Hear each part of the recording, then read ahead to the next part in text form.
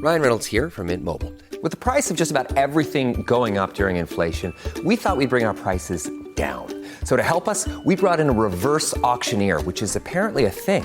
Mint Mobile Unlimited Premium Wireless. How to get 30, 30, bit to get 30, bit to get 20, 20, 20, bit to get 20, 20, bit to get 15, 15, 15, 15, just $15 a month? Sold! Give it a try at mintmobile.com/switch.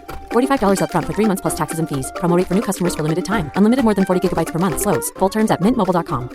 Jewelry can say many things on your wedding day. As a wedding band, it can say, "This is a forever symbol of our forever love." As a gift to your wedding party, it can say, "Thanks for standing up there with us." Blue Nile can help you find the piece that says it all and says it beautifully, with expert guidance and a wide assortment of jewelry of the highest quality at the best price. Go to BlueNile.com and experience the convenience of shopping Blue Nile, the original online jeweler since 1999. That's BlueNile.com. Ready like Freddy.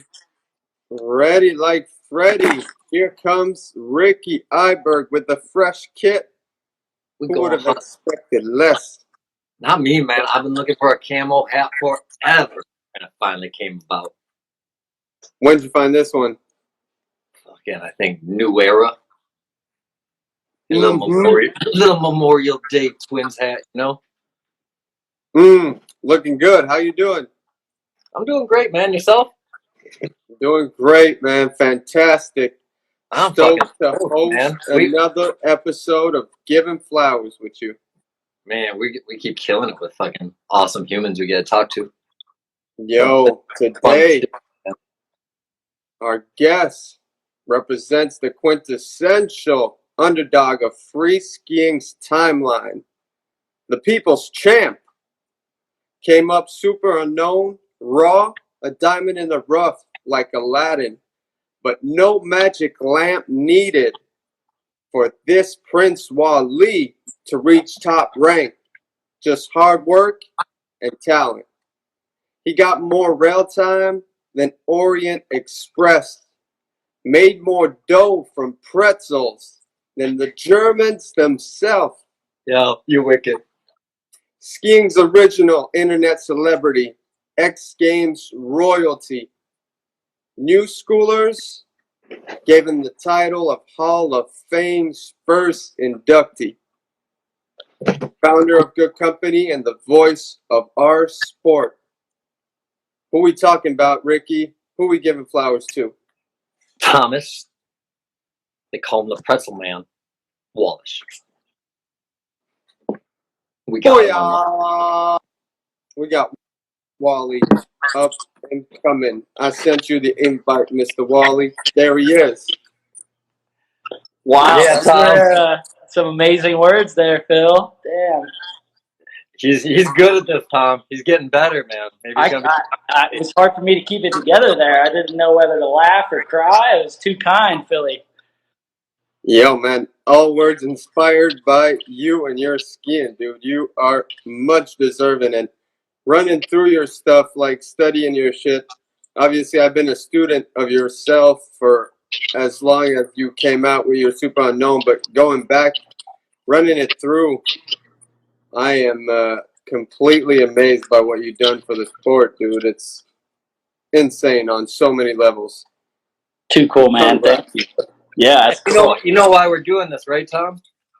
Yeah, I got a premise, but break it down for me, Eric. It's good to see you, man. Man. Like, the whole idea is Phil and I talk skiing every time we talk. And, like, it's just our thing, even though he's doing cartoon shit. Sometimes I'm doing cats and dogs. And we realize, man, like, there's so many dope people that did so much dope shit in the sport. And not always do they get recognized. And sometimes they're not there anymore when you do want to recognize them. So we wanted to create something where we just, like, kind of tell all our friends and people we know how dope they are. So the whole point of this show is we just going to tell you how dope you are for an hour or so. And thank you for like everything that you did for skiing. So thanks for being on today. No, that's so cool, man. And I did watch. I watched the one with Phil Poirier, a couple weeks ago, and just like thinking back on him and all the other legends. There's so many young kids nowadays that probably don't know the full history of the sport and some of the OGs. So it's really cool to see you guys bringing those OGs on and kind of showing some love. Like, obviously I'm still in the sport, but some of those guys and gals that have moved on to different aspects of life. It's so cool to see where they're at and hear their original stories from back in the day. It's awesome. That's one thing, like you mentioned, these dudes, you're still in the sport, which is completely insane, considering like the lifeline of a skier back in the day, except for like a few, to generalize, it was maybe 6 or 7 years. Now you're maybe 16, you're maybe 18, 19 years in your professional career. How do you maintain that? I don't know, man. We were talking about it just recently in Mammoth. I think it was you in particular giving me a hard time for my poor diet, lack of stretching, really poor athletic routine. You know, I'm not chubby, but, you know, I put on a couple beer belly pounds over the years. But, no, I don't know, man. For me, I think it comes down to just, like, love and dedication. Obviously, like, I don't know how I've been in it this long, but every year, for some reason, I just get that itch and that desire to try something new, to film something, to not sit around, to go skiing. And I just love it so much. I've been fortunate enough to have sponsors to get me all the way through, and not too many injuries keeping me down. So it's been an honor to be a part of this sport for, it seems like almost 2 decades now. I've probably been sponsored for 15 at least years. Fucking nuts. Do you have anything else you want to start with, Phil? Like as far as fun things, or can I just start by something awesome? You go for the awesomeness, man. Straight. Awesome, because this is what I bug out on you most, Tom, and that's what I was most excited. So like when you came out with your super unknown edit, so this thing, first of all, I want to say changed every single thing. We saw digi movies come up, like as far as not 16 millimeter, like 2003, 4 started to become like kind of a popular thing, and people got to create shit.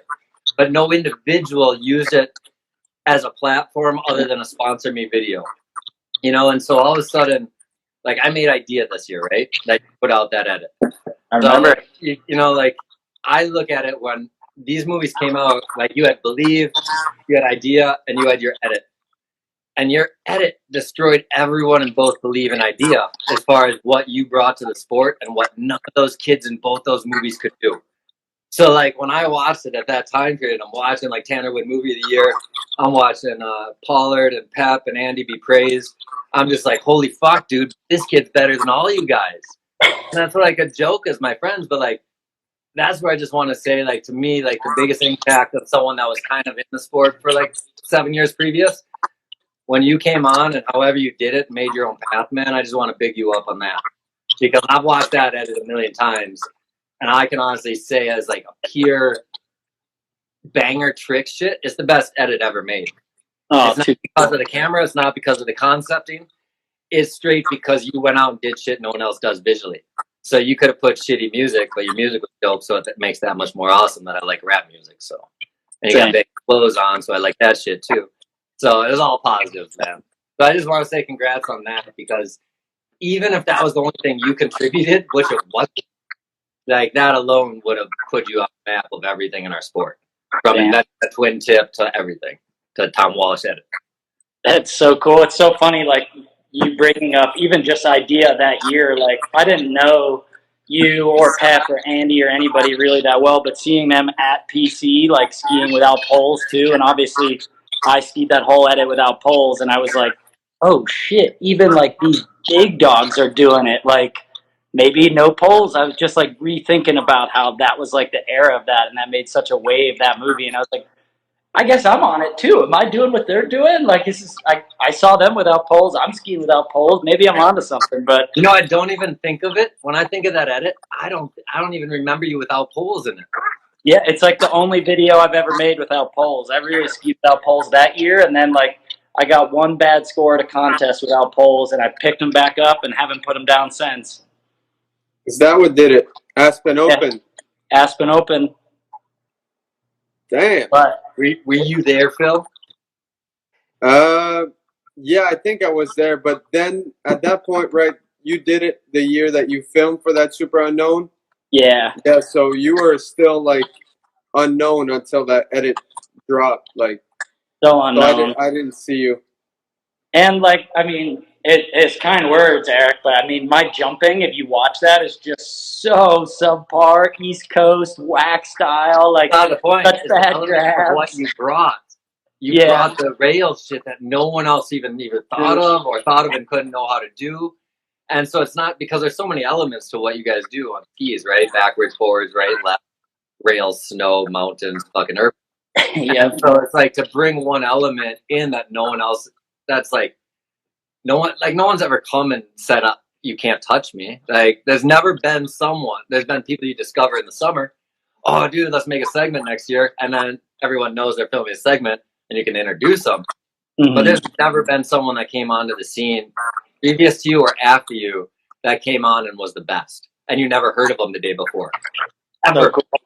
Yeah, and that was the advent of YouTube. Like it was really, I don't know what year YouTube started being popular, but man, I give thanks all the time thinking back on like if there wasn't a place to put that, like if there wasn't new schoolers and YouTube and a place for that edit to be seen, like it doesn't matter how you make it. If no one gets eyes on it, like never would have gotten any notoriety. And I had no sponsors at the time. So for like, I mean, you to say that now and for like other people back then to say like, that I should be in the X Games and I should be filming segments. I was like, oh, really? Like, I'm not even sponsored, really. Like, should I? Okay. It was like, that moment was, more than anything, the comments and the feedback from our community was like, I love skiing, but I didn't know if I'd go anywhere with it. But the comments and feedback from the community over that video literally gave me the push and, like, the determination to be like, you know what? Fuck it. I'm skipping class again. I got to try even harder. I'm staying till 4 today. I'm trying that trick I never thought I could try. Like that was a turning point for me. Just literally the feedback from the community to like verify that I was good enough to try to make a career of it. It was really cool. I got a lot of gratitude to them, to the kids out there. My next question as a fan and someone who's kind of in the game from just never working with you was this came out in 2007. And I remember why I liked you so much was because you're on Amplid. The fuck is that ski company? So you got your own style guaranteed. You have your own clothing guaranteed. And you looked original and you did original shit. So you won in my book. And so I'm wondering then, you didn't like start to win shit till 09 or 010, I believe. Like, did you get paid after you became super known with this edit, or did it take you winning a contest before you actually got a sponsor that was good?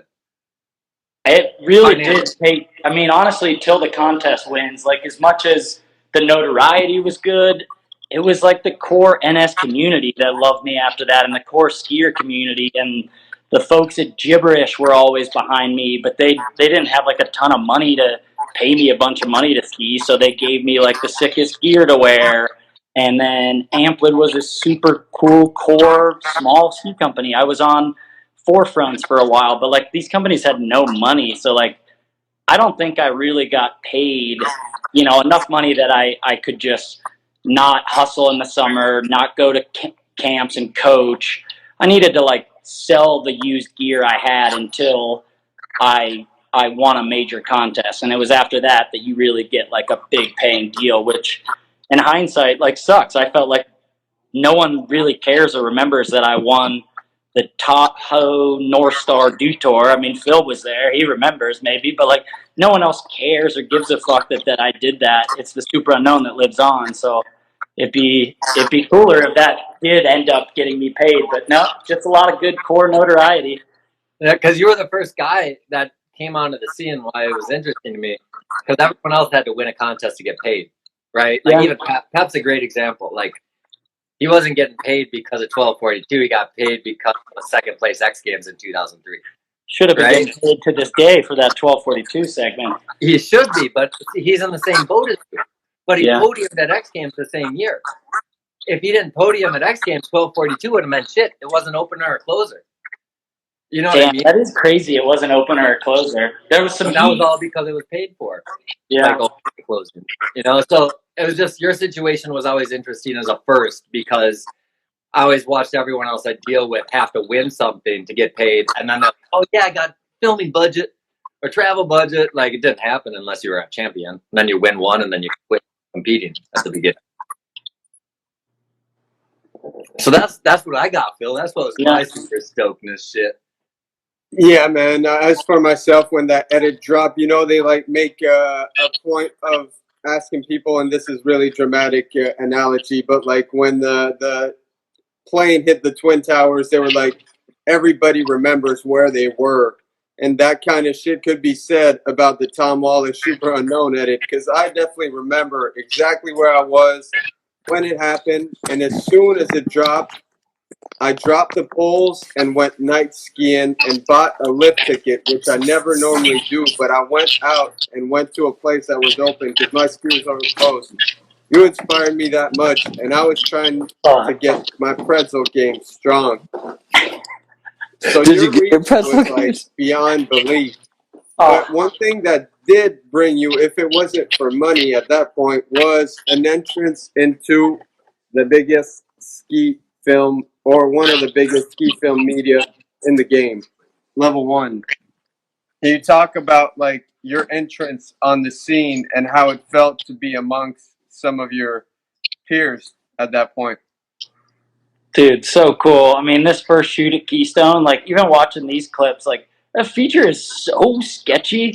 Like, are my tips going under the rail on that 2-on? Like, what was I thinking? It looks so gnarly, but, like, showing up there and having, like, Vanular and Hornbeck and Downey and all these guys, like, Rainville, all these guys, Steel Spence, I'd looked up to that filmed with Level 1. It was like, I mean, such an insane moment. The first day we shot, too, with Level 1 in Keystone, there was a helicopter, not a drone, a real freaking helicopter flying overhead. And I was so overwhelmed. It was like huge jumps, and I'm a rail kid, an East Coast kid, like step into these like Keystone big line jumps with a helicopter flying overhead was like the most intimidating, coolest experience. And I can't thank Level 1 enough for putting me on. I mean, there's not as many big movies anymore, but back in this day, like getting to go to that shoot and then seeing my own shots in movies that I'd bought and watched every year for whatever, 8 years going into this, 6 or 7 years going into this was like life-changing. Like meeting all those guys, it was just such a cool experience. And like, I mean, yeah, you didn't get paid money to win that contest, but this life experience to go shoot with them and like be filmed in that way, put yourself under that pressure, it was like winning a contest. It was like no pressure I've ever had. Like, yeah, contests, you stand at the drop-in, you're like, well, I only got 2 runs, hope I land it. Like, I mean, you stand at the top of that big jump line with like some of your heroes, you're like, please don't embarrass myself with the helicopter. And shit. Like, it was more pressure than I've ever felt, and still to this day, I mean, that's what I love, that film aspect, that pressure, but like still the chance to try again, get back up and try again if you fall is like so cool with filming. It really is about perseverance and effort rather than just, technicality and skill. So I'm sorry, did you say that was your first ever Level 1 shoot at Keystone? You never did a Level 1 shoot previous to that? That's awesome. No, like and I didn't even know if I was going to win Super Unknown. There's so many funny stories going back to that. Like when the video dropped, like we didn't drop my Super Unknown video. It got leaked and some random kid dropped it on YouTube with the title, What Jesus Would Look Like If He Freestyle Skied. I didn't do it. Nate, so that's the one that's playing right now? That might be the same one. It literally got leaked. We submitted to Level 1 and we never put it out on the internet. It just went out. It's been put out since, but like that year in 2007, it just got leaked from a friend. What a great title, though. What if Jesus skiing, man? What a welcome to the skiing world. The nicest title somebody's ever labeled any part of my skiing. I mean, it's really weirdly anti-religious or something, but it's just so funny that it's not, though. I mean, it's a compliment. Jesus is one of the most common names in Latin America. It's Jesus in English. It's all good. But yeah, really funny. And then that first year you get invited to the park shoots because you just are fresh one off of Super Unknown. But the next year you're planning on filming your first video part ever with a big company. And how does it feel with the relationship with 4x9? How they feel? They stoked, or there's a bit of bitterness that, damn, we're losing Tom. Like he's gonna, because obviously you didn't move on. You were still like actually filming both parts, which and Beaufort were off the chart. Like, what year was that for 4x9? That was Slamina and Turbo for level 1? Oh, Yeah, wait. I believe so. Yeah, and it was like definitely not bitterness, but jealousy. Like 4x9 is like my closest friends, my college roommates, the like people I lived with, and if it snowed in Salt Lake, they would be heading out to film Urban, and I'd be texting Kyle Decker about what spot we were gonna hit, and it was definitely awkward, And like you're all in the same house. Let's put that into perspective. So yeah, it's, I it's had like to. you guys are making phone calls beside people that are doing something different. Yeah, like, and if they like found out what I wanted to do, it's like I'm kind of lining up that double kink that I really want to do a 3-swap on, and they're like, we kind of wanted to hit that some other day this week, and it was definitely like not beef by any means. I mean, the best of friends, so just like a little jealousy and rivalry, but still, I mean, I spent in that era. I just never got tired, never slept, never cared about anything other than skiing. So like filming a handrail with 4x9 during the day, and then hiking a double kink with Kyle for level 1 until 4 in the morning was nothing. That's just like what you do. I'll sleep later. I don't know. Like nowadays I got to be a little bit more pinpoint on what I do, but at that time I just did it all, and was so appreciative of all those opportunities that it was like, I'll hike it again. You want to hit something else? Should we hit something else? Like just so ADD and so excited to have that opportunity. That's so wicked, though, what you said about the dynamic of the 4x9 house. Because, like, I use the 4x9 house as an example for some of the stuff I talk with Phil for character development of some cartoon stuff. And so, like, I always, because you have a photographer, a filmer, you have everyone's going to school. Everyone's like has a little different path, which they're going to go because they're different. Like, I loved your house when I got to partake and like stop by in the fall of '09, but I never thought of the dynamic of you having to like be your own person, because I always like looked at you as the superstar of the house. No disrespect, but you were the one that was the biggest and most known. So that kind of makes it fun too, right? I dealt with it when I lived with Tanner. When I lived with some other people, there's going to be the person who's the biggest in the house. And so it's just, yeah, that's fucking fun to think about, like how you might have to like call someone back in a bathroom.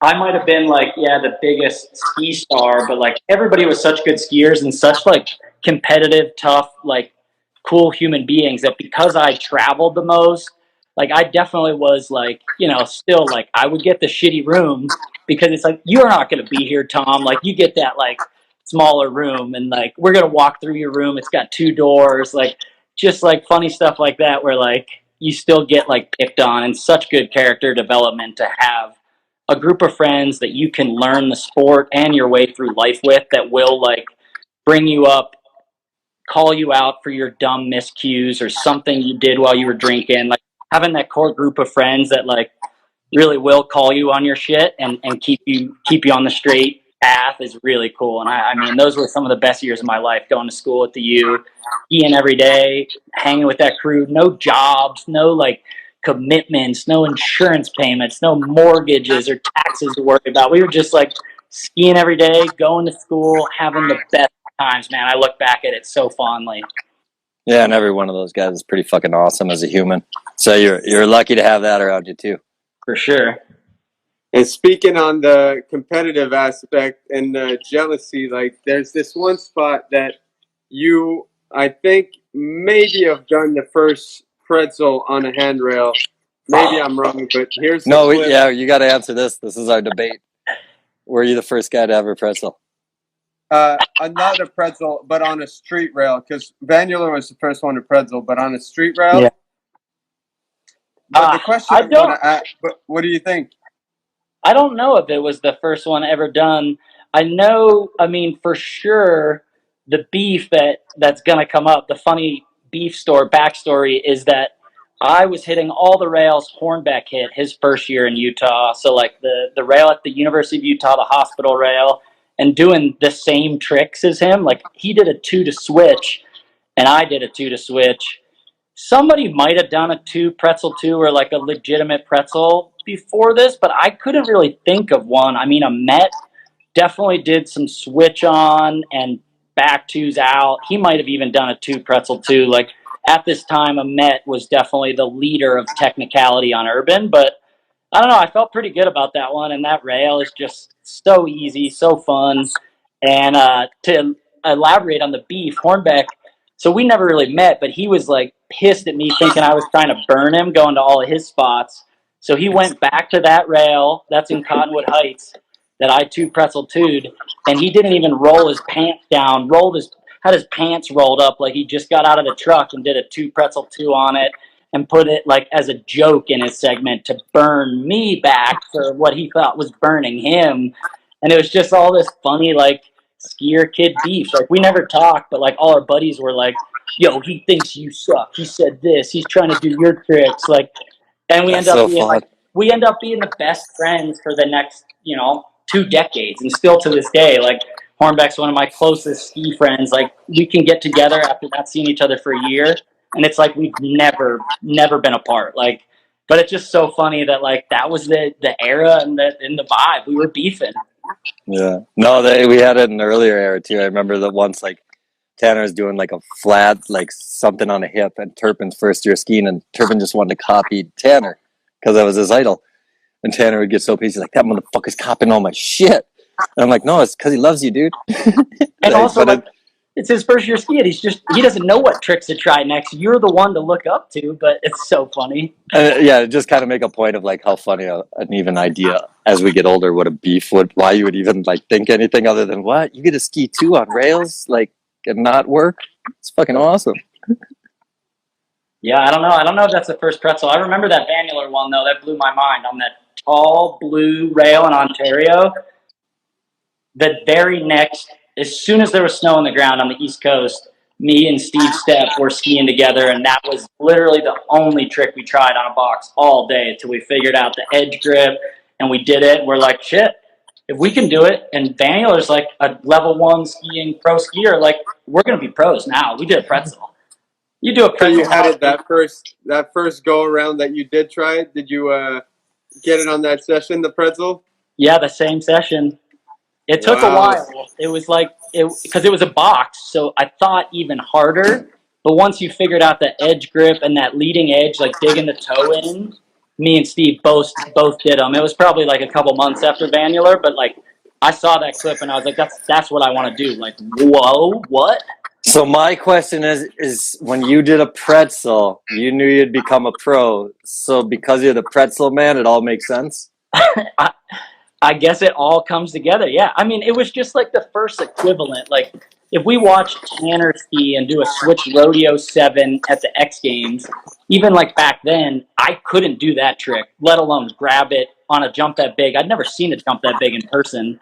Then I saw Vanular do that and knew he was a pro, and I was like, if I can do the same rail tricks as these guys, like, maybe there's something there. And that was just all we ever had on the East Coast was the rail. So it was like, as soon as I found that I could do equivalent technicality, it made me think it was possible.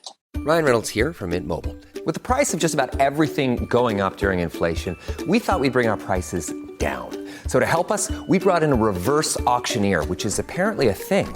Mint Mobile Unlimited Premium Wireless. How to get 30, 30, bit to get 30, bit to get 20, 20, 20, bit to get 20, 20, bit to get 15, 15, 15, 15, just $15 a month? Sold! Give it a try at mintmobile.com/switch.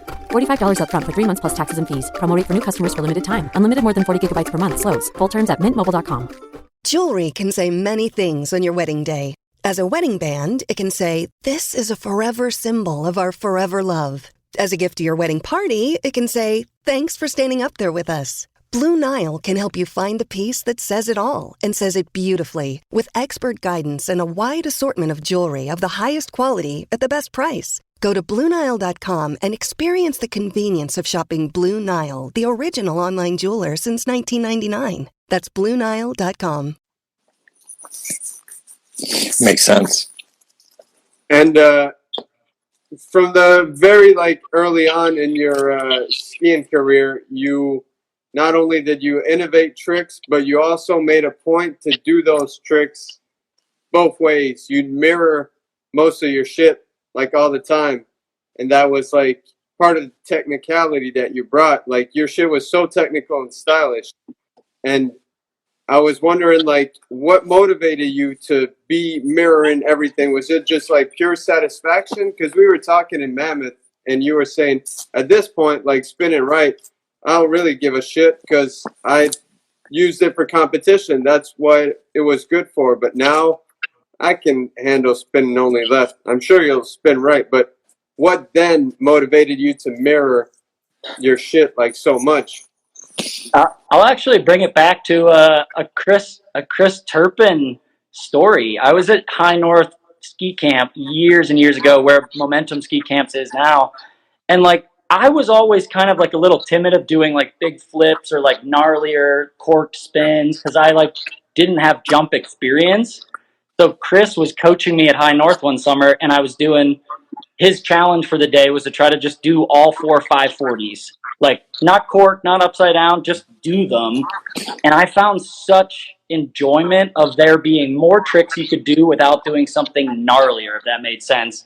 And literally probably instilled my love for like mirroring stuff then. I was like, oh, this way now I can try, a back 6 out of a rail. And if I don't want to do a back 8-10 or something even crazier, what if I tried the same trick the other way? It's still considered really hard, but it's also not any more dangerous, really, or something. Like, just something about it being like a fun challenge for me is why I always loved it. Oh man, now these summers up on the glacier, like Momentum here, like this day, just overcast, just chucking different spins, different ways. It's always for me about finding another trick, I guess. And I don't know, I just always loved it. And I still do. I'll spin to the right now just because then I can do a 5 blunt.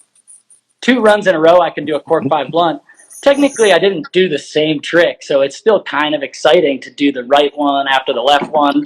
And also then I just get away with doing 5s more of the day or 9s more of the day, and I don't feel that pressure to like keep up with the kids I see here at Park City doing 16s every other run.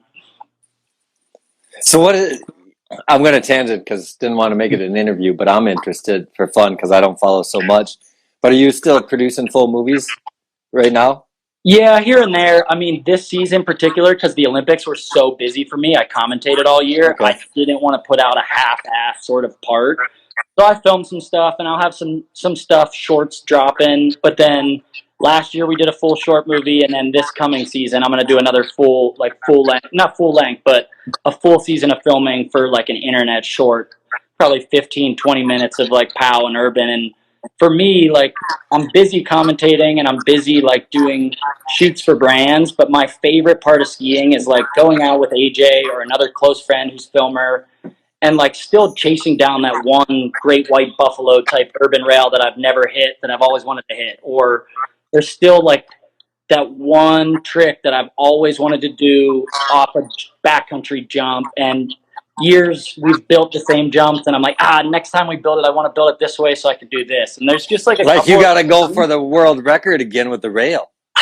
I mean, I hope not. I mean, that was a lot of work, and I'm happy for Jesper. I don't know if I really need to spend 4 days trying that again. Like, what are we going to make it 1,000 feet this time? I mean, whoever can afford to pay for the rail. I mean, there's a skier out there that can do it.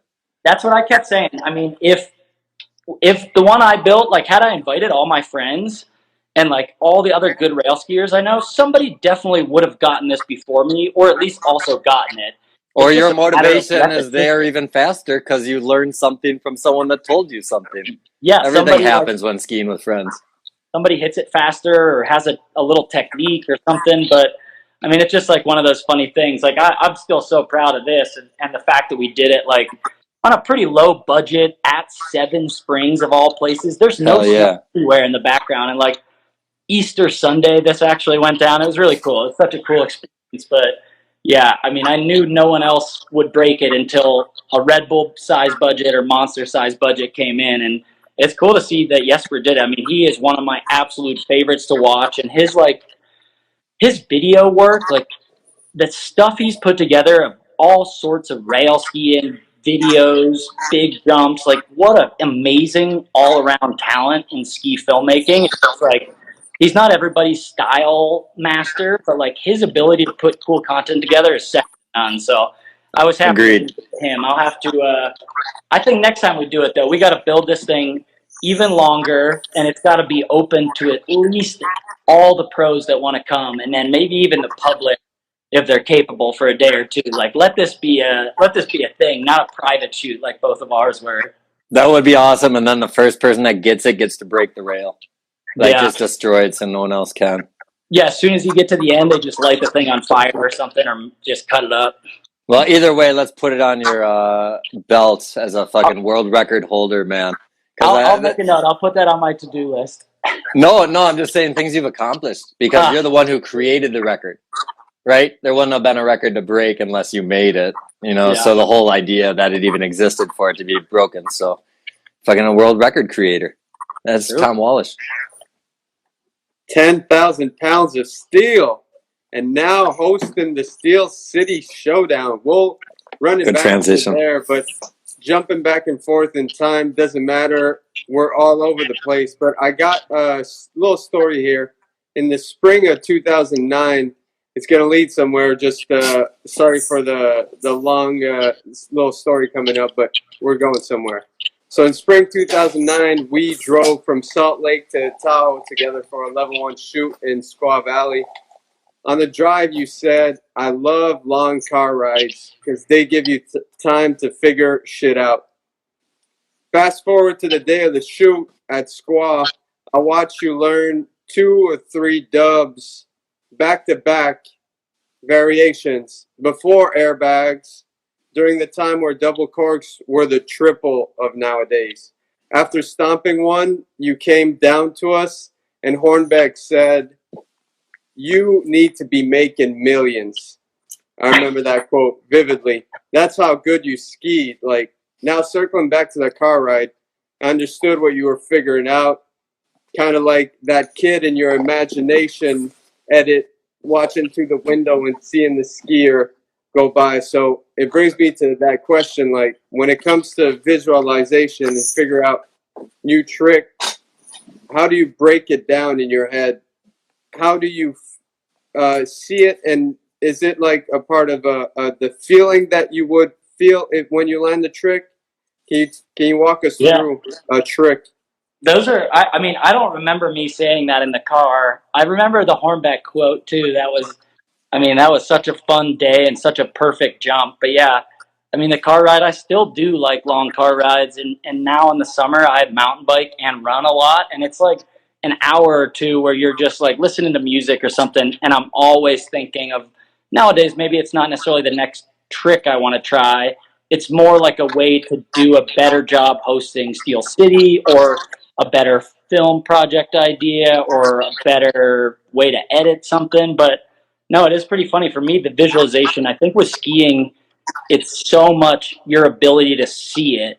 If you go off the jump confident and have a vision for a trick, you're gonna get near your feet. If you don't know, like, and I've coached so many kids that, like, how do I set a rodeo is the question. And it's like, there's not like a way to set a rodeo. You got to see the whole rodeo. You can't just see the set and then be lost. You got to, in your mind, be able to see the trick the whole way through. So for me, it was always like those long car rides, or just like long chairlift rides in between, like just trying to like picture it. And I was such a connoisseur of like consuming ski content that for me, like I'd probably watch someone do a double cork. I wasn't the first to do a double cork 10.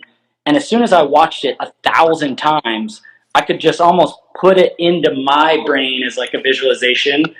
And then once I went out there, I would do it. So it was like one of those things where for me, and for any kids out there watching, like the more you watch this stuff and the more you can like watch it, slow it down, and just visualize the whole trick, when you go out there and try it, if you've thought of it 100 times, it's not your first time trying it. Nowadays, you can go try it on an airbag, I guess. But for us back in the day, it was like, this mammoth jump, like this is an 80, 90-foot jump. Like, I guess I'm going to go upside down twice. Will my feet come back under me? I have no idea. I guess we're going to find out. And I knew they would, just because I could see the trick in my mind. And it was a really cool era, that era of like no airbags, no foam pits, just trying stuff out. And yeah, I mean, that squad jump was really good too. This mammoth jump is like the best jump I've ever hit. Going back, we went back a couple years after that, the year of Wallisch project, and I did like one of my first forward triple corks on that jump. And it was also the jump I did some of my first double corks on. Like, big ups to them out there on the back. How great is Mammoth? Always Best so place in the world. Yeah. Oh, yeah. Here we go. Yeah, we were just out there. I mean, low snow this year, but man, I mean, skiing with Phil out there and our whole like K2 boots team was so cool. Like every year I go out there, it's like, oh, the vibes, the lift lap is so quick. I can picture like shots of like Tanner back in the day, like shot probably by you, Eric, from the chair, from like the gondola and stuff. Like the 2 decades plus of legendary just park tricks done in Mammoth I mean, it's out of this world. It's crazy.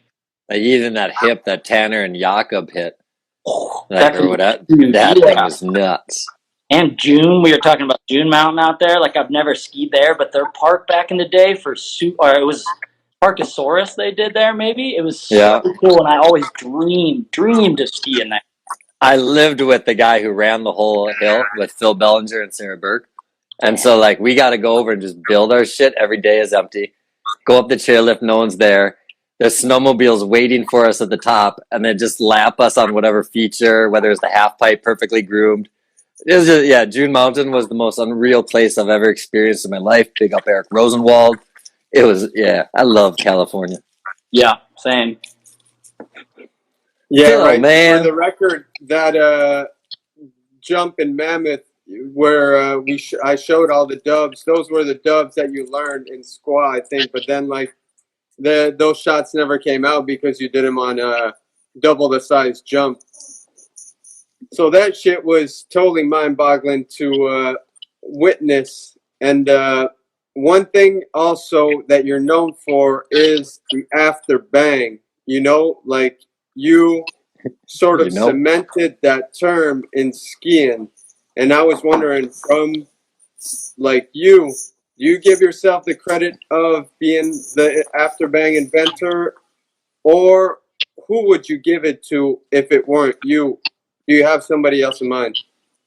Oh, man, that's tough. I definitely don't credit myself as the inventor. I would say, like, obviously, I think I did, along with our 4x9 crew, we made it, like, almost comedic in a way. Like, it wasn't meant to be necessarily funny, but it was meant to be over the top, and an over the top sort of, like, absurdity and expression style, a way to stand out that was almost like, not meant to be funny, but meant to be outlandish. It was meant to be like... Was that the name of your first movie?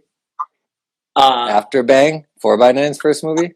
Or no, the first one that I was a part of out here was called Look It Up.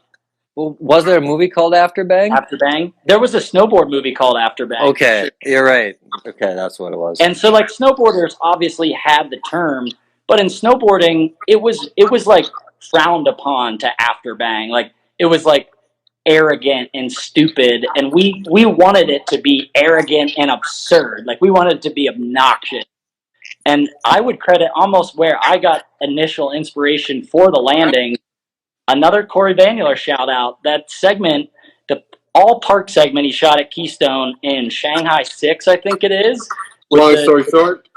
Or long story short, is it? With the DL song. And he films like a whole segment in 2 days of skiing park or something. And every landing, he's staring at the camera like so ignorantly. And like, I'm sure other people did it too, but those landings were very inspirational for me.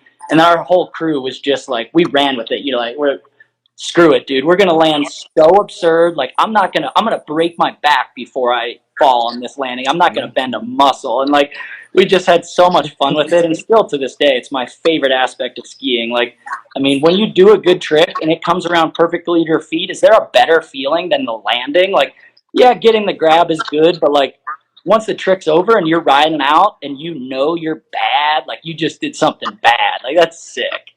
Yeah, these landings, dude, look at C-Vance. He's like looking for the camera. He's like, where's the camera? I gotta I'm flexing. Oh. That's funny. So another shout out him. Yeah, shout C-Vance. So much, man. He doesn't get his flowers as much as he should be getting them. But thank you, Wally, for crediting that to him.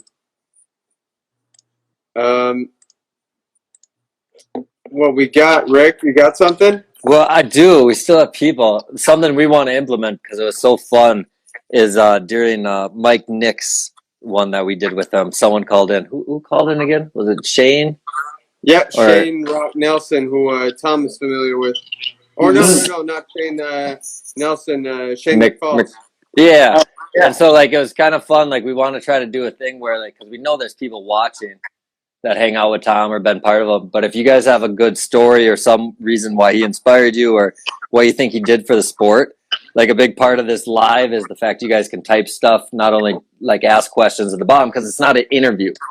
You know, we can ask him, you know, like what Tom thinks about being the best or how he's Jesus Christ or king of pretzel or everything else. But yeah, if you guys have any stories at any time, just tap in. Phil controls all that. He can dial you in if you have a story or want to say something. But I mean, like we kind of like you came on the scene. I mean, the film thing I want to say like congrats on too, because it's like that's taking back and control of your image. Because something from afar as a fan, because I didn't work with you, I'm not like we're not friends really. We don't talk about anything. But when I got to watch you give back to the sport, because I got to see you finally get paid, right? After a couple of years. So when you got paid, I was like, get yours. But at the same time, you weren't the baggy clothes, awesome motherfucker that I fell in love with, right? And so the style changed a little bit, but then you went and created your own films. So when I looked at it, I'm like, Ari's still making sure he's giving. Like he's portraying what he believes in, what he's a leader of. And then you also, the big thing about that is above 4x9, because 4x9 gave a platform for your whole crew. Good Company gave a platform for anyone that wanted to come because you've established yourself. So a big thing I want to say like for you is like congrats on creating a production company, because it's creating something that's going to lose money, is creating something that's going to be an investment to show people the way you want the sport to be represented. And so that alone like is a winning scenario. So if you got extra money from wearing tighter fit clothes, I know you put it into fucking what you want to do to be a better skier and be able to do it next year. So congrats on what you and fucking Kyla did. I think it's awesome. And yeah, because we don't have a lot of flavors. So when someone can control a flavor, it's important, I think. Yeah, and really, I mean, it's too kind to say. I mean, really, just Good Company for me, like thinking back, like my opportunity to go film with Level 1 after Super Unknown was like a changing point in my life. And there's less and less film companies, less and less opportunities for an up-and-coming kid that isn't pumped here to get featured in a film and then get sponsored by it. So, like, with Good Company for us, like, a story like Tucker Fitzsimmons being able to come film urban and, like, get his name on the map, like, that's who I was at that age, too. So, like, being able to have a film company where we can invite kids like that and up-and-comers and be involved with, like, getting more credit and more eyeballs on the film side of things, and the kids that are really doing that film side of stuff good that don't have as many opportunities as like me and Phil had when we were younger. There were more production companies and it was like a bigger part of the sport. Nowadays it's Instagram clips and TikToks. So it's like to be able to feature those kids. And yeah, the clothes tightened up a little bit. I like to think I'm still wearing the XLs, but honestly, no, dude, it was so out of hand, your style when you introduced yourself, dude. You know it. It's no disrespect. I mean, but it's I'm just saying, like, man. I'm 35 almost. I can't wear a T-shirt around that says "So Far So Hood" anymore. I understand. I'm being a super fan. I'm being a 30-year-old super fan talking about a 21-year-old human right now, okay? Yeah. That's what's happening. Who was fully into the sport, who loved it as much as you at the time. So when all of a sudden, it's like when your favorite rapper all of a sudden is like, I got a new album. And you're like, nah, give me the first one again. Give me the old make it stuff. doper. That's give all me Illmatic again. I don't want the new stuff. That's all I'm saying, man. That's a fan opinion. And it's just, and that's nothing more than that. And I always understood it because I think anyone who can get something out of skiing, like something back, because like you give so much every day where you like your life, physical, you know, education, you miss out on some things, like so many things that you give, like, I don't know, to get something back, man, everyone deserves it if they have that opportunity. So I have nothing bad to say on that shit. No, of course. I ironically enough, I ran into a random kid at the grocery store here in Park City recently who told me he has my Burton Ronan suit from the Super Unknown, the brown and black kit. Henrik will buy it. He's holding on to it. He's like, do you want it back? I was like, I mean, I'm not that nostalgic. I don't give it away to somebody else. Like, keep it if it's cool to you, and if you ever want to get rid of it, I'll take it. Like, that's really cool. He like just shouted me out. He's like, hey, I have your Ronin suit. How did he end up with your ski I clothes? think he got it off New Schoolers. I sold it because I obviously needed cash. So as soon as I was done with that season, I got like $100 for it or something. I was like, I need any money I can get to Mount Hood to continue skiing. I had gotten a new outfit or something. So I wasn't thinking long term, like, oh, this will be worth something someday. I was like, I need to get rid of this shit, get $100 in my pocket and get on the road. So pretty much most kids' scenarios with their first pro models. He bought it on Schoolers, and I think Henrik tried to buy it from him. He was telling me, he was like, Henrik was trying to buy it from me, but he never DM'd me back or something. I was like, of course Henrik, of all people, would be trying to buy that. That's what I'm saying, man. If like Henrik's watching, he's gonna find the guy. He's scouting. He's a connoisseur, that guy. I want to go tangent into the platform idea. Because the last thing I have, like, that's kind of big is, you know, like, as I say, you created a platform for all these kids with your movies, but, like, I think you're doing the same with your events, man. And that's where I want to make sure you get your respect. Because, like, with the Steel City Showdown, like, you guys both know, like, there's no rail jams anymore. And then all of a sudden there's nothing available, and then you're adding your own flavor with the live stream. There's no live streams anymore. And so I just want to big up you on that, because, like, to see you create this contest that's actually fun and different. And the reason why things don't happen, so everyone knows, is because there's no money in it. So what Tom's doing is investing, like, so I know you're investing in what you want to see potentially make money as a business. And so, like, but at the same time, you're just like, fuck it, dude. Like, East Coast, my own hill, sport of skiing, get to see my family. This is awesome. I win. If I die tomorrow, woo. So I don't know. I just want to say, like, it's awesome to watch as a fan, someone who, like, lives the sport so much, and, like, I get to watch it now and be like, all right, this is great. You know, like, the reason why I saw it and followed it this year was because the kid from Master Shredder won. Yeah. You know, in Wisconsin. I know the guy from Minnesota that started that, Steve Janis, and so, like, known him forever. And then when I heard that he got to go there, I was like, yeah, big up Minnesota. I don't know that kid. I just know Steve held an event in Wisconsin, and now there's a kid at Tom Wallisch's event in Pennsylvania, and I think it's dope that a kid from Minnesota didn't have to get a USSA license to go to nationals, because it's the exact same thing as Moguls 1998 again, man. And so, like, all these kids were killing it. Like, those Midwest roots, like, yeah, maybe they don't do triple cork 1980s like the Olympic level skiers, but, like, this kid Andrew was doing that 810. We saw that kid Owen do a front 5 swap. Like, there's so much rail talent that, like, doesn't get any exposure anymore. That, like, that really is the reason I put it on. Like, I was the rail kid without much jump game, and, like, I got a chance. I somehow made it work. Like, maybe these kids could too. Yeah, like you're saying, they don't need a FIS membership, a USASA membership, and their parents that drive them to 8 different slopestyle contests and make a career of it. Like, I mean, I love that. Like, I've heard so many kids talk about points. I don't need to go to this because there's no points there. And I'm just like, this is, like, why everyone quit. Like, you know, it's like why the sport started. And so it's kind of fun because you guys are on, you know, everything works in cycles, I believe. It went hot dogging, turned into Moguls Aerials Ballet, then free skiing. Now it's half pipe slopestyle and big air. So now, like, what's the next revolution? And so it's like people like you, Henrik, creating a clothing company. And now, while it's being figured out, you guys are going to be the only people that are investing. Because realistically, why you guys got paid for in the beginning was you were all an investment. It's not a good investment to have someone advertise your product that destroys the product and causes customer service, right? And because you became so popular, all your fucking fans destroyed the goddamn product and made your fucking sponsors hate you more. And so now you're at a situation where you have to be like, okay, if I'm going to destroy a product, what do I bring to the table? Is it advertisement? Is it whatever? But it's up to you and the next generation to figure out. But you just were at investment phase, as Phil kind of was, and he's seen how it works with salaries going down over the years. And because you guys are more popular today than you were a decade ago, so why do you get paid less? And it's just because too many people in the industry now. It's good and a bad thing. There's too many talented kids. Just not enough outlets. Yeah. So you're creating an outlet now where there's exposure for the athlete, and there's potential exposure for different people that want to advertise, because your live feed is the shit. Like, no one's even caring about live feed because it's another expense. They just need an event with points. You're like, man, people need to see my event. Yeah. So good job on that, man. That's all I wanted to say. Yeah. So much. Big up. And something I definitely want to touch upon too before we jump into having some people tell you how awesome we are.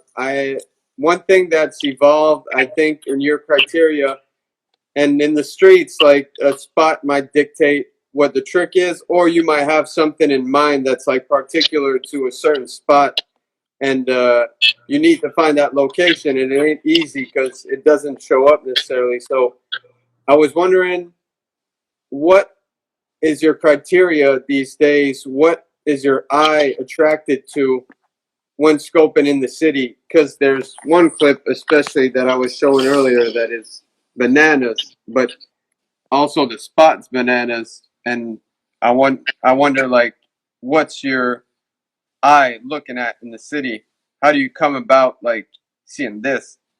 Yeah, I mean, ironically, this one, like, and you kind of said it even introing that, like, back in the day, the years of turbo and real time and refresh, like, you could take me to any down rail and I was ready to fuck that thing up. Like, let's get tech. Let's do some 450 on. Like, nowadays, like, I've done so much tech skiing and I'm not as crisp in tech as I used to be, that my eye is constantly drawn for things, creative things like this. And with that trash can spin, like Nada style spin, that trip, I kept, like, every time I found a good trash can lid, I would keep it in the back of the truck in case I ran into a trash can without a lid. I had like a metal trash can lid I had stolen, I guess, from like a city park. And I had that shot in mind. I just had to find a place where there either was a trash can and a rail, or I would put a trash can there if there wasn't one. And fortunately, we eventually found that perfect. The trash can and a rail next to it. And then I was able to get rid of the trash can lid I had been carrying around all urban trip. So was that the lid that you carried around, or was that a natural environment lid? That was a natural environment lid. But I had a lid similar to that was metal, that if I came across a trash can that was like plastic and a little more collapsible, I planned on putting the metal lid on it so that I could spin on it. But like, I mean, I wanted to do some form of a not a spin on a trash can, and eventually that feature found itself. And that whole trip too, there's like another shot where I do just like a surface 360 across a cement sort of like pad and like stuff like that. I've never done that. I'm always in urban looking for, even if somebody else has done it, if I haven't done it, I'm curious to see if I can do it. Like, whatever the type of rail or the type of creative feature might be, maybe it's something Will Wesson's done that, like, I don't want to do it because he's done it. I just want to do it because it looked cool as hell when he did it, and it looked hard to find and creative. I kind of want to find that and say I've done it too. So just taking inspiration from lots of other skiers, trying to find, for me, urban is still like that. Like, I'm still looking for one-of-a-kind little spots that, like, this wasn't scary or hard or really that difficult, but, like, icing up that ledge and spinning on it and, like, just, like, working through the, like, logistics of it is really fun for me. And it was, like, not crazy dangerous or technical, but that was really fun. So that's the kind of skiing I like nowadays. It's fun to have fun. And it suits you really nicely. One more thing, I guess, also that's monumental that you did that we can't breeze by is your implication with the Sherpas and with the legendary, rest in peace, J.P. Auclair. You filmed the segment first, Into the Mind, with them and with the Sherpas. How did that connection go about, and how was it for that type of shoot to take place? And what was it for you that was special about filming with a company with such high grade production quality? Because they were like top tier as far as quality went. Oh yeah, I mean both those productions were not our normal urban shoots where you're like staying at a Motel 6 with your whole crew and like rushing around without permission, like sneaking around trying to hit stuff in the middle of the night. Like, all of those were so legit. And originally, the first Into the Mind shoot, North Face had a big partnership with Sherpas, So they wanted to involve like a North Face athlete just to like help tie this together. And I knew JP pretty well just from like film premieres and a couple different events we'd been to together. And I think he kind of just picked me as like, if we want to feature somebody else, and like I know Tom, he's also on North Face. It makes sense that he could be involved in this. It was his project, and he just like kind of brought me in just to like, I think, have somebody else to ski with, and also take the pressure off himself a little bit, so he could like, do a couple stunts, and I could do a couple stunts, and we could kind of like talk through it. And that whole process was like, I mean, that's got to be, this shoot and the imagination shoot are the hardest weeks of work I've ever done for a ski segment. Like, for that Into the Mine shoot, there was no snow in Calgary. We hired local kids to help us shovel, and every day we would import snow from like noon until 6 p.m., then film from 6 p.m. till 5 a.m., sleep a couple hours, get up and do it all again. Like, there was no natural snow on the ground in a lot of these shots. We just put snow where the cameras were. Like, it was very faked, which it looks fine. And in the end, it turned out so good, but it was very hard work to like make it look wintry. And then of course, imagination. I mean, there's nothing I can say to like, I mean, that's just like one of the most impactful, coolest pieces I've ever been a part of. The production, the amount of times we went, and we're filming something and somebody brings up JP or what JP would have done. Like, oh shit, man, it was an emotional like 3 weeks, like raining every day, snow's kind of melting, you're skiing urban all day. Like, I hiked this feature, like that line is like, I don't know, 400 yards I had to hike back up there to like try the shot again because the camera. No, they had to give you a car. You're not hiking in ski boots up the side of the road. Yeah, I mean, there was a car, but it was almost more work. I would rather have the team getting the camera set, and there was a winch at the top. I had to winch into that. There was like all these other elements that like added to it that for me, if I'm not hiking, it doesn't feel like the kind of skiing I'm used to. So it was nice to hike, nice to stay warm. But this was like, oh my gosh, this whole edit, the backflip mute or backflip au clair grab that I do in that cut, like, I think about it all the time. It was just such a moment where I couldn't get the grab, I couldn't get the shot, and like the sun finally peaked, and like thinking about JP and thinking about him looking down at me laughing that I couldn't get the stupid grab on the backflip was just so funny to finally have it work out. Like, I mean, it was such an honor to make that video and to honor him and just the effect it's had. Like, wow, what a cool one to be a part of. Man, so inspiring. For the people who don't know the narrative of the imagination piece, which is, to me, like alongside with JP's original All I Can segment, the best street segment that there can be. But this time around, there was like an actual story with the kid visualizing a skier, like we all did, getting driven by our parents. They're having an argument in the front, and we're looking at the city and imagining a version of ourselves skiing through. So that portrayed by such high quality and standards, to me, I'm like sold. I'm like, how can it ever be better? So big up on that for partaking. And that's JP's original idea. I mean, he originally, the All I Can segment was based around that concept, like him picturing skiing the city like that. And then putting the kid and that film element into it was his final idea. Like, that wasn't supposed to be me skiing in it. That was supposed to be, that would have been his next video had he, survived long enough to put it together. So, I mean, big ups to him. Like, not my idea. I mean, definitely some of the Sherpa's crew with him, but like, what a legend and just like image to like, we all think that when we're driving the car, but like, I would have never thought that idea could become a video. Like, I didn't have that broad, that big of an imagination and that big of a scope of like what I wanted skiing to look like. And so much respect and thanks to him for letting me live out that last idea is. Wicked story, man. Well said, man. So good to have the behind the scene on it. Although there is a behind the scene for people to check out and how it's done. It's totally unreal. People check it out. Behind the scene, imagination. Tom Wallisch.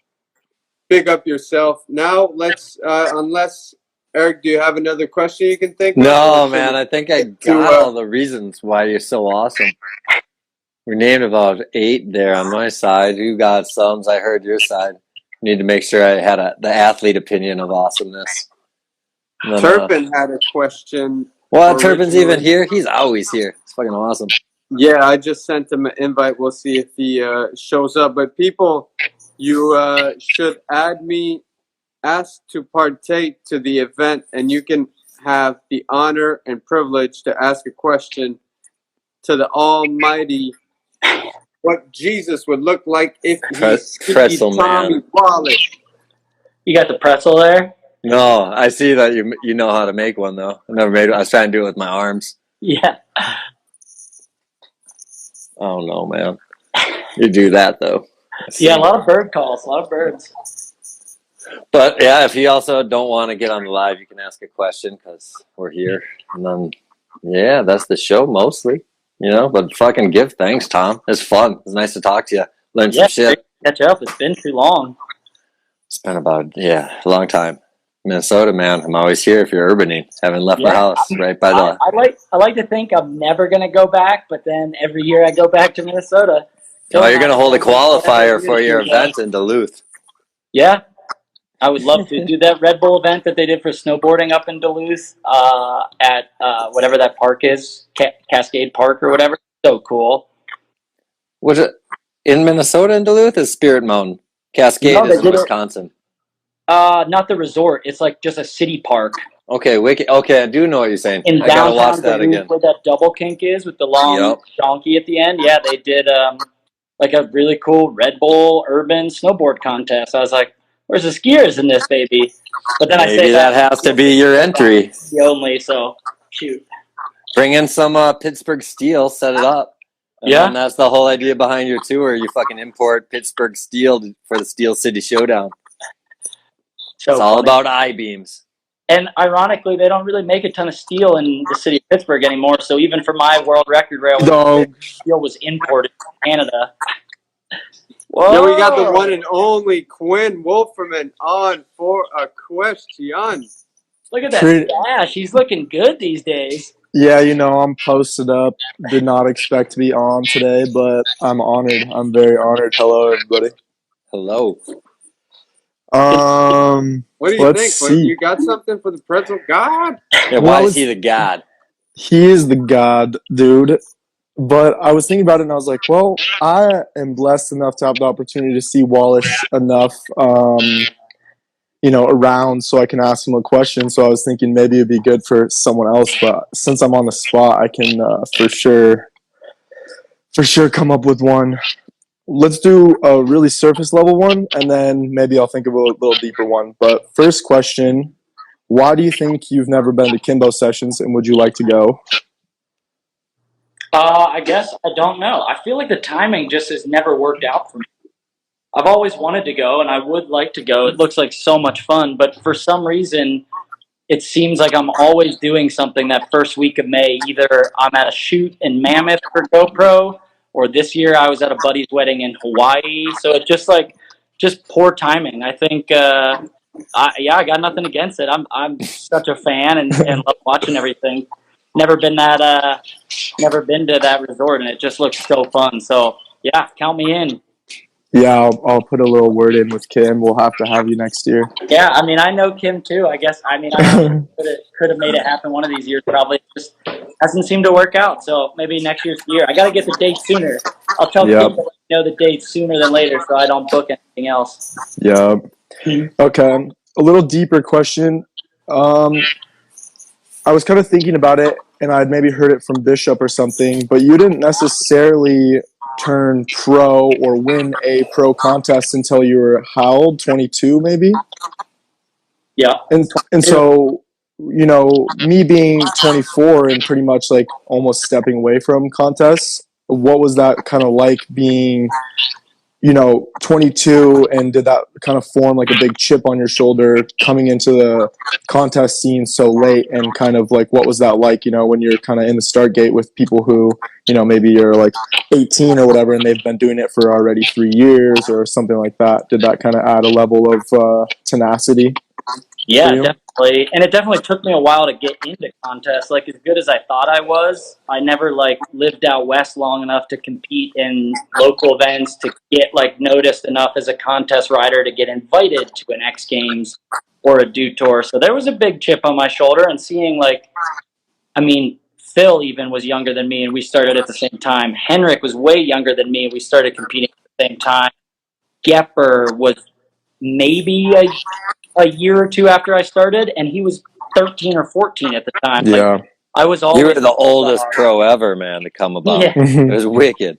But that, like, for me, it didn't matter. Like, I didn't really see age. And I know nowadays everybody looks at it like, oh, this could be the best 14. This kid's 14 and did this. It's like, yeah, but, like, I don't know. It doesn't matter at some point. So I just tried to, like, not think about it. And it was just always my dream. I was like, I'm going to the X Games. Like, I don't care how old I am. I'm just going to keep trying until it happens. And I think it's one of those things that, like, for me and for you, and we've talked about this, like, there's so much pressure now on you hitting, like, certain, levels at certain ages.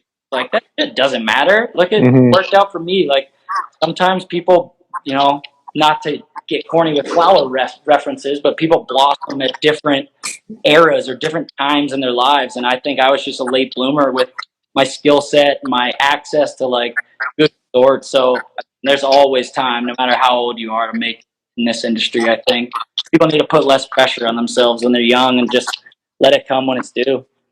Yeah, beautifully said. And I'm fully with you on that page, because things hadn't really like worked out for me, I feel like, until a little bit of a older age. And I would, always comparing myself when I was younger, but it's just really not worth your time or energy. And it's just like, if you want it, like you said, you wanted to go to the X Games, you didn't care how old you were going to be, like, just go ahead and go do that. So I back it. And look at you, walked away with this year, X Games gold, knuckle huck, easy. I told you, you just got to get mad, dude. You just can't be happy-go-lucky guy.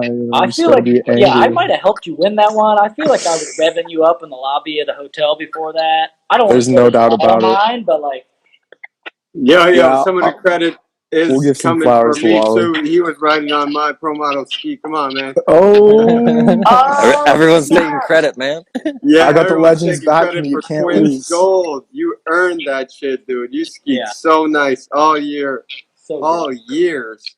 Thank you. And want to give you thanks for jumping on, Quan. And appreciate you guys having me. And let's move on. Peace, brother. Peace. Enjoy. Yeah, let's get someone else on. A super fan. This is fun, man. Here I see is in the section.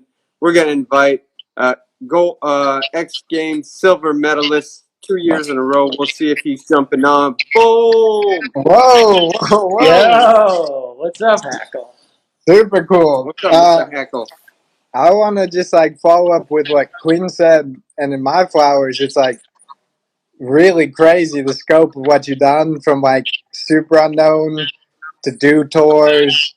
And I remember like watching your Dew Tour Snow Basin winning run on repeat on my like iPod, or I don't know how I got it on there. But like, how did you go from like, because super unknown really is like finding the core, and then you basically came from like core, unclassically trained from Pittsburgh, and then all of a sudden, like, you're competing against these talents, and like you're doing just this crazy job of like filming parts and winning competitions, and sort of like, where did that confidence come from? I mean, for me, it was just time on skis. Like, honestly, like when I was filming, it was still like trying a long street rail is balance practice. You don't think of it as training, but like, in the end, I think my competition skills and prowess and like ability to put together runs came from the fact that like, if it was bad weather or snowing, you couldn't go ski the park because it's like you can't clear the jumps. But like, I would just be filming street that day. So I just got more days on snow and more comfortable on my skis than maybe other people did, because I was really always doing each aspect, and it just made me like more comfortable and confident that at the top of those comp runs, I mean, we weren't doing as crazy a tricks as the kids are doing now, but like I saw the whole run in my mind. I was like, I got this. Like at one point, that snow basin run, I'm doing a 9 blunt in the contest, so it wasn't that scary. It was pretty nice. But They were so sick to the switch sub 10 Japan and But the switch 2 pretzel. if you watch the switched up 10 Japan, my set is so bad. It's so improper. Like, you could tell I was raised with no big jumps and, like, just so rushed and hurried. Like, looking back on all that stuff, I'm like, it's kind of flavorful, though. Like, that's not... Yeah, but wasn't your landing perfect? If I remember back then, so like if your landing is perfect, like that's what I remember is just and landing. the kit was perfect. The kit was perfect. I mean, this is the first year too that I had those boots that I designed, and I was so hyped on these. I mean, that style, that was awful. I almost fell. But that was style. Like, I know what you're saying, but I thought that was like why I liked the run so much. And like that blunt wasn't like fully capped, but it was better than fully capped. I mean, and that landing, Jesus. He's Switch landing right 10. Ooh. Yeah, that's dope as fuck. Yeah, the kit's pretty loud. Orange pants, blue jacket, but those boots are so sick. I got to bring them back. I have an old pair of the red and white original FT Tom Wallish's with the tongues that I got to bring back one of these years. It's like probably 15 years old now. Maybe not 15, 14 years old. So, last question before I can let you boys keep cooking. But, like, this one's a really hard question. But, like, what accomplishment means the most to you? Because you've, like, filmed your own solo projects, won a lot of stuff. Is there anyone that sticks out to you? Oh, that's tough. I mean, winning an X Games gold at Aspen was, like, huge for me because that's what I grew up watching was that event and seeing, like, people like Tanner and everybody back in the day win that event, like the comp highlight. But, I mean, it was probably the year I filmed Wallisch Project that I'm most proud of because I did compete that whole season. And, like, the epitome of what I wanted to do with skiing was film and also compete. Do both. Like, film backcountry, urban, compete, park, do every aspect of skiing. And that season I was able to go to all the X Games, to win World Champ, and film Wallisch Project, and put out like a video that was well-rounded that I didn't think existed anymore. Like everybody either put out street parts or backcountry parts. There was no one anymore that did both.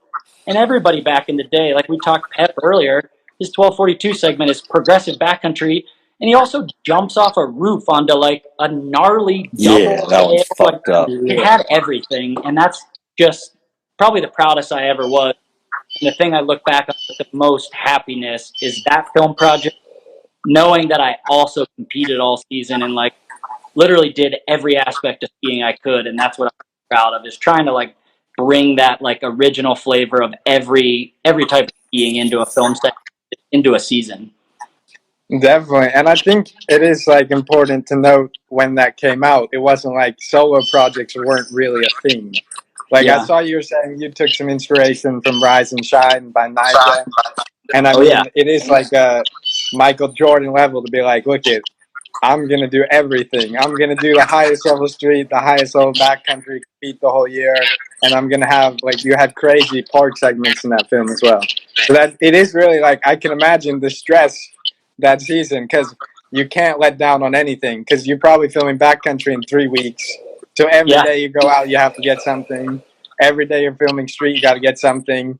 Then, you know, you organize these park shoots. They're not cheap, and you got to get crazy. You got to get something. Triple. And you got to be healthy.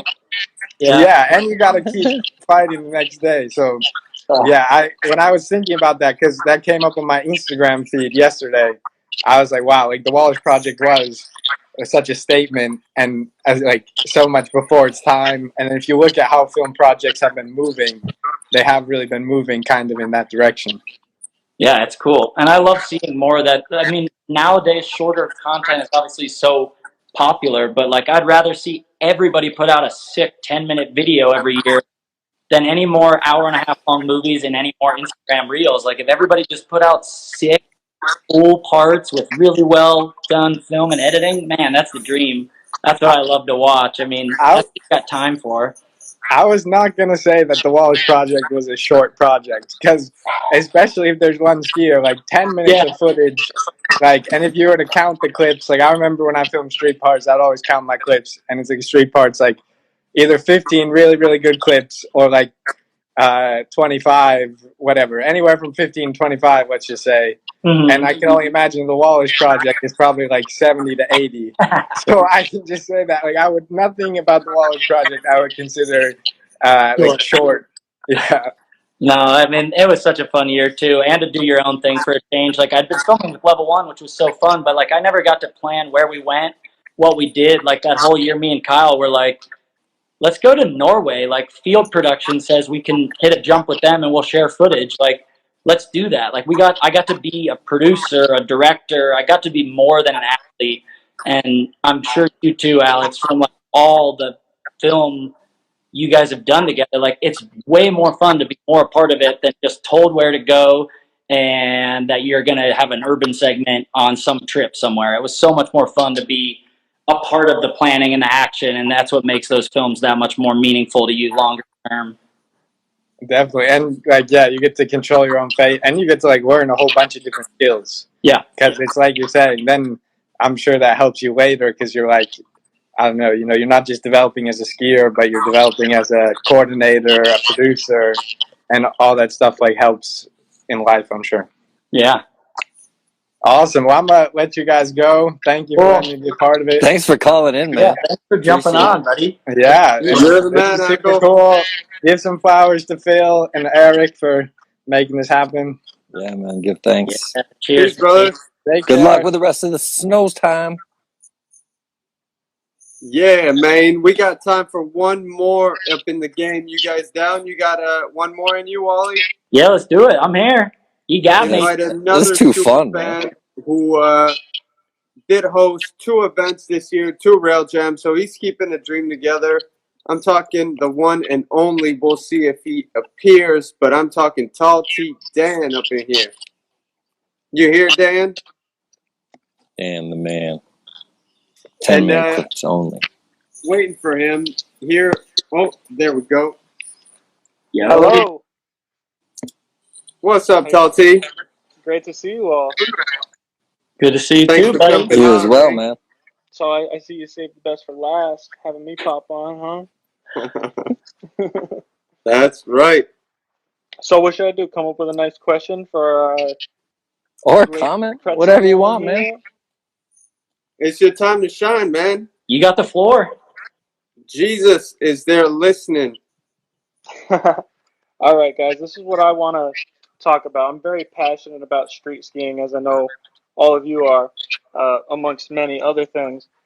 But what do you see as like the biggest obstacle for getting this next generation of kids to understand that you can just go out and hit a mellow down rail with your buddies, that you don't need to take a big trip, or you don't need a winch, or you don't need these things that you might be seeing in larger productions?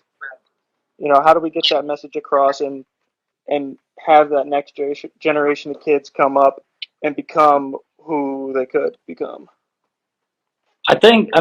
I'll just jump in right off the bat. I think obviously like the passion behind it and the community behind it, like there's so much hype for the bangers in street skiing, obviously, but also I think our core community as a group can get behind anybody doing it, like just creating that culture, like even if it's on Instagram comment.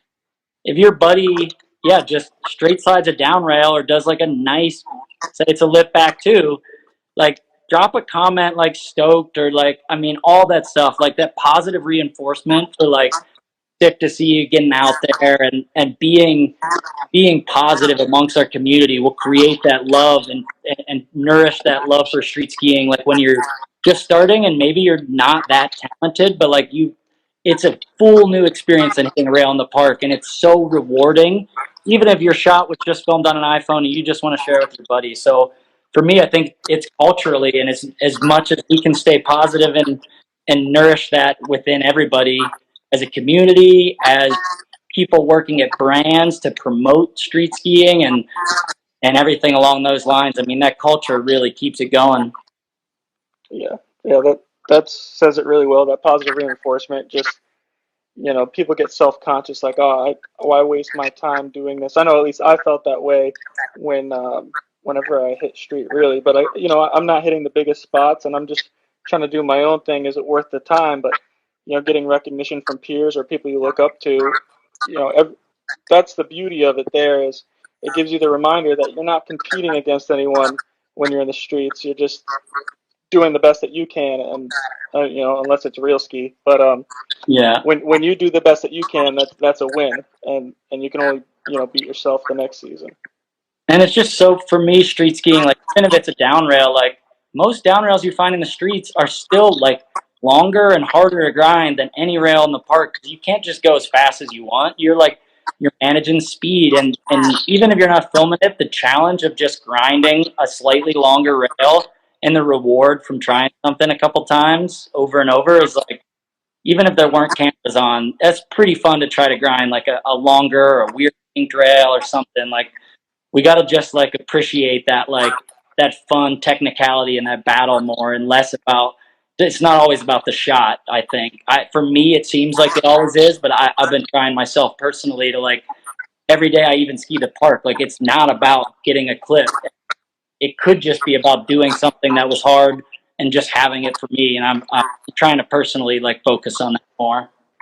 Yeah, getting those personal clips is a good thing to remind yourself of. It doesn't always have to be the banger that everyone can appreciate, but your own battle and what went into it, and how you feel accomplished about what came out of it. For sure.